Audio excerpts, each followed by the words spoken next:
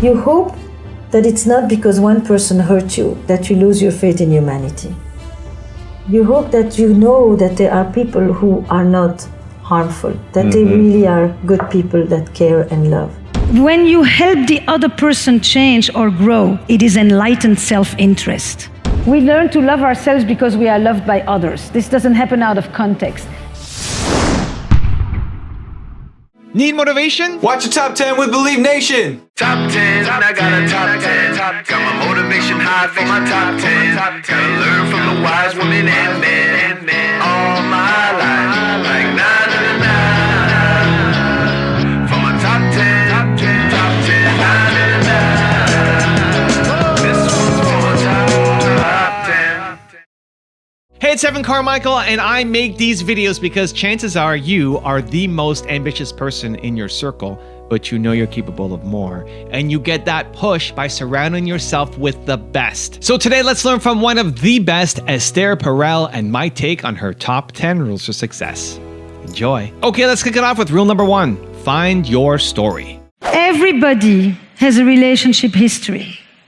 Everybody grew up with people that were either there for you or less there for you or not there for you at all. Everybody either wished they had gotten more attention or less attention. You understand? Some of us got a little too much of something, and some of us got a too much neglect and absence of something. And everybody here has narratives about relationships. Meaning, you can all ask yourself the questions. Did you grow up in a family that talked about relationship as something central in your life and saw it as important? It was a relational orientation to life versus a task orientation to life. It was one in which you were told people are there for you. You can trust them. If you have a problem, go and talk to them. Or were you told, this is you. You have your own legs to stand on. Nobody's going to come in and solve your problems. And does that influence the way you actually either collaborate or compete? Because you think that people are there for you, or because you don't think so? Basically, were you raised for autonomy or were you raised for loyalty? It's not an either or, it's an emphasis. Were you raised for interdependence or were you raised for self-reliance? And given that many of you are entrepreneurs, the answers are very interesting about that. Where you got your messages, and what are the narratives and the beliefs that you have created about that. And here's the most important thing. Don't ever think for a minute that your relationship dowry doesn't come with you to work. It doesn't stop at the door of the building where you go to work. When you talk about relationship accountability, when you talk about trust and all of those things, go back and find your story so that you can see how you can edit it and write new pages to it. Rule number 2, be confident. The biggest turn on is confidence. Right. Confidence. You ask people, when do you find yourself most drawn to your partner? Every description has to do with when they're in their element, when they're on stage, when they're when they're doing their sport, when they are radiant, when they are in their studio, on the piano, on the horse, you name it. It's when they are in their element, i.e., they don't need me to take care of them. They're not depressed and down and lonely and sad. They're not needy. They don't need me, because desire is about wanting you. Love is also about needing you. Rule number 3, have balance. Relationships that work well are relationships that really straddle the two fundamental sets of human needs. It's the need for connection and the need for freedom. It's that relatedness thing.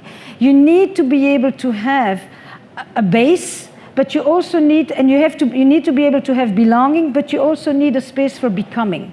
So that's the place where you can express yourself, where you can change, where you can grow. If you can straddle the anchor and the waves, you have a very good system.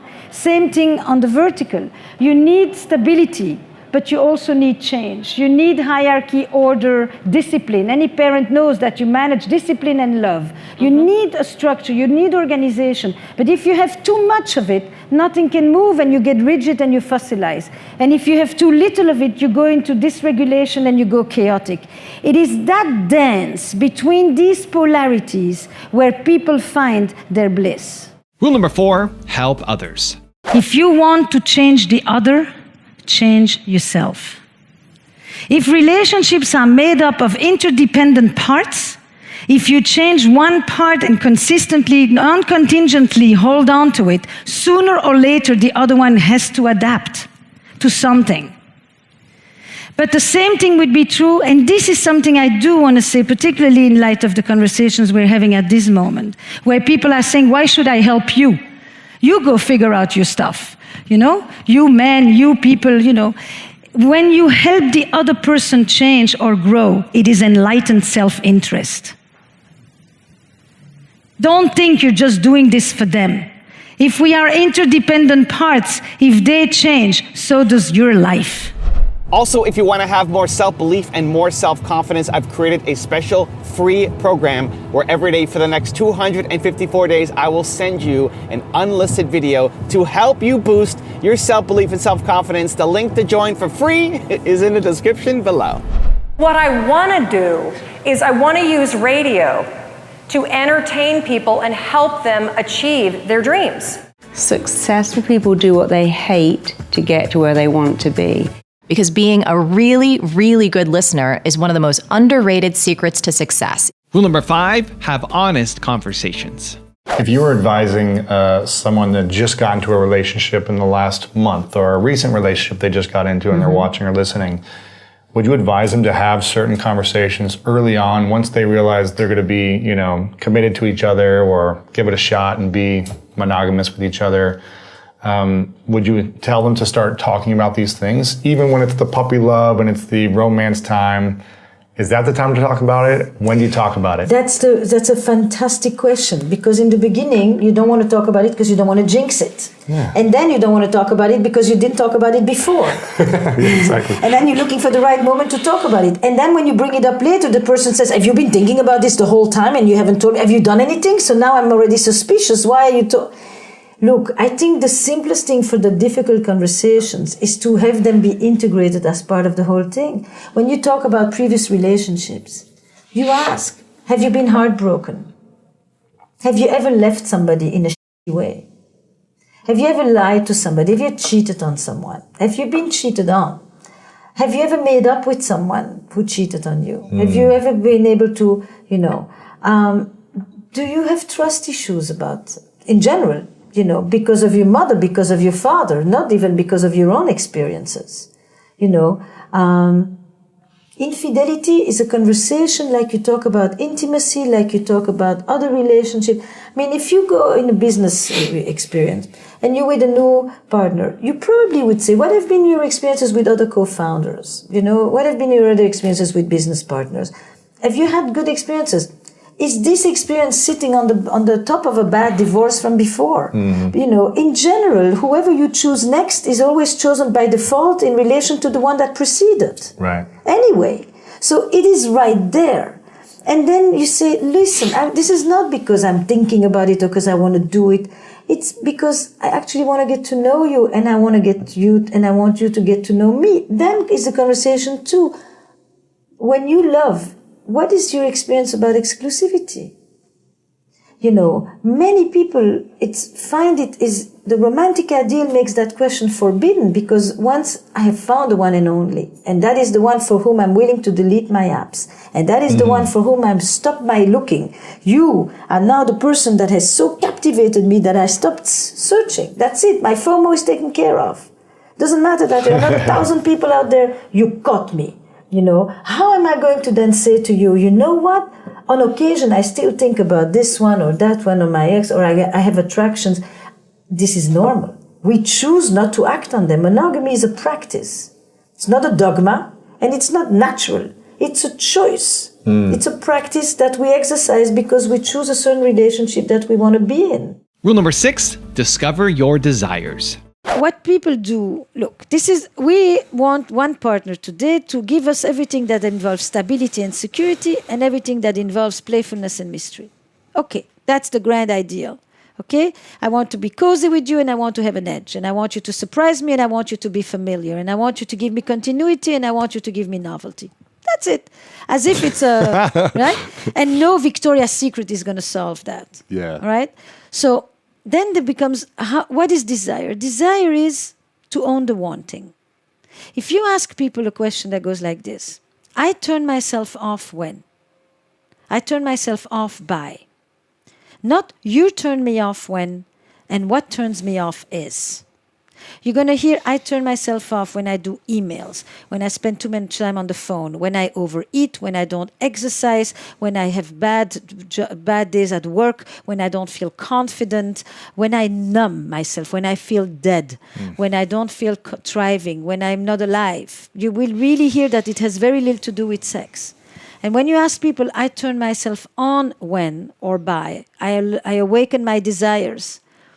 Not you turn me on when, and what turns me on is, which is, i.e., you're responsible for my wanting. Right. What people will talk to you about is when I'm in nature, when I'm connected with my friends, when I get to do my sports, when I play music, when I listen to music. It's stuff that gives me pleasure, that is alive, that is vibrant, that is vital, that is erotic in the full sense of the word as life force. Rule number 7, understand others. One of the things that happens when couples are in conflict is that by definition, conflict creates a contraction. It stiffens. There is no flexibility. There is no nuance. There is no possible. There is just categorical. So people instantly go into the, you're always late. You always do this. You never care about what I say. You never show up when I need you to. And it becomes factual, as if it really is the case. And one of the very important things to understand in couples communication is the fact that a lot of what is presented as fact is actually an intensification of someone's experience. I feel like you never show up. That's not the same as you never show up.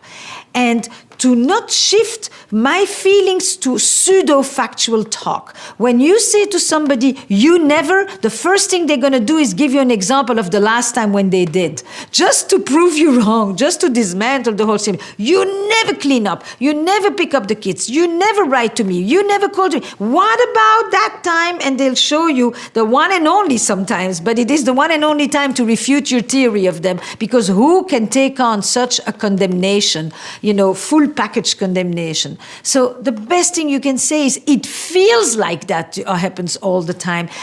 Probably you don't do it nearly as often as I think you do, but in this moment, I don't see the other stuff. In this moment, I just feel like it's just so annoying, And you're allowed to be angry, you're allowed to be pissed, but you're not allowed in the same way to think that your experience, therefore, is the reality or the truth. It is the truth of your experience, but not necessarily the truth of what happens. Rule number 8, have awareness. What were some of the main messages that you grew up with around relationships, at home, in school, in your community? Were you told relationships are central, they matter, they nurture you, people are trustworthy, they want to help you, if you have a problem, reach out? Were you raised for loyalty?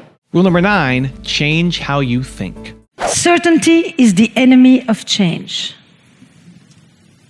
Meaning that most people are capable of more than what they are and what they do, but they don't always know it.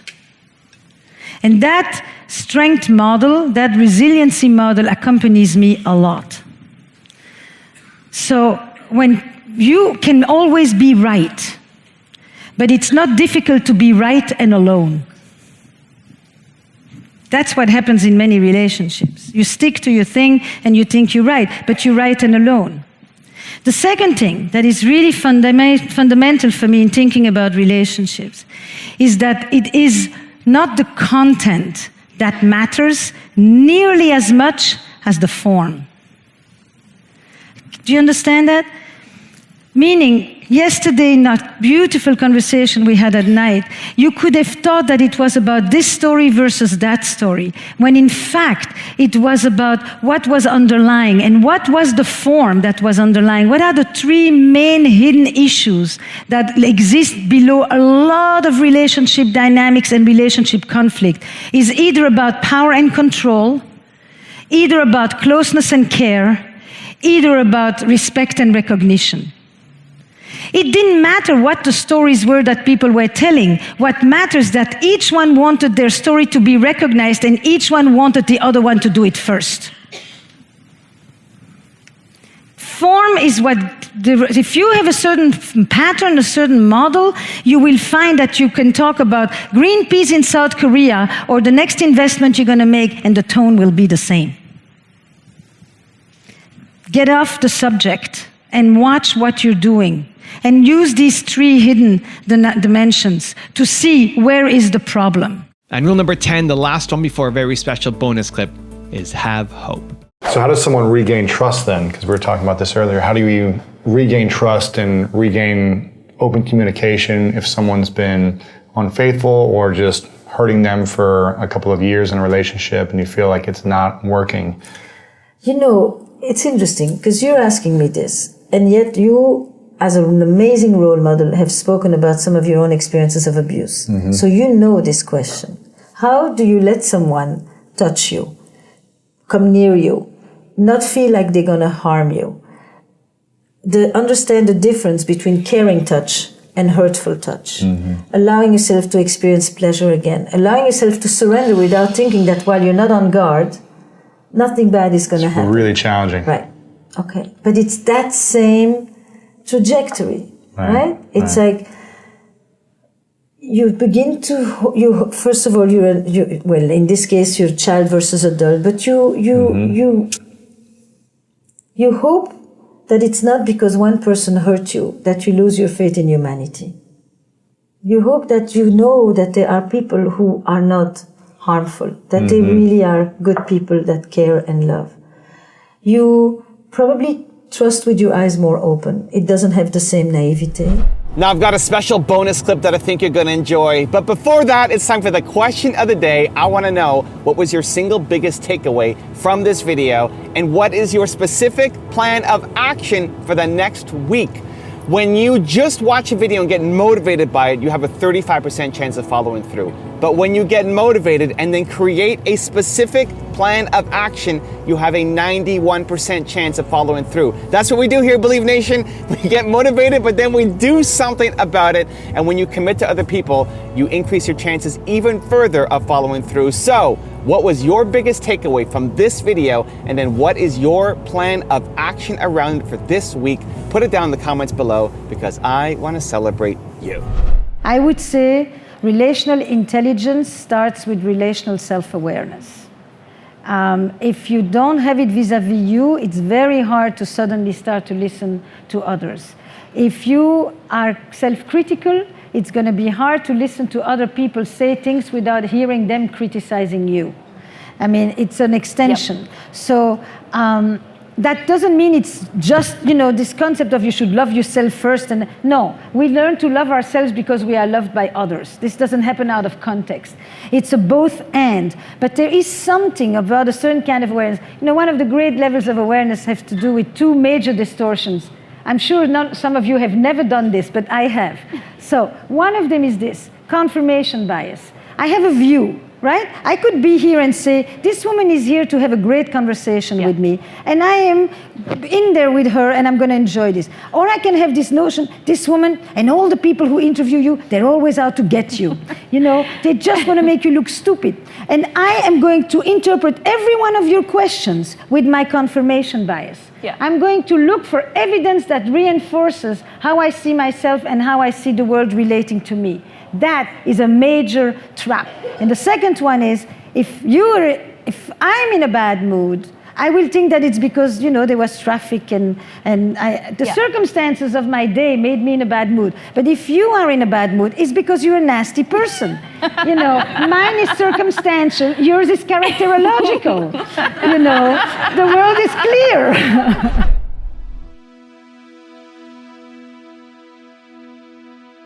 If you want to see the first top 10 I did on her, it's amazing. The video is right there next to me. I think you'll enjoy it.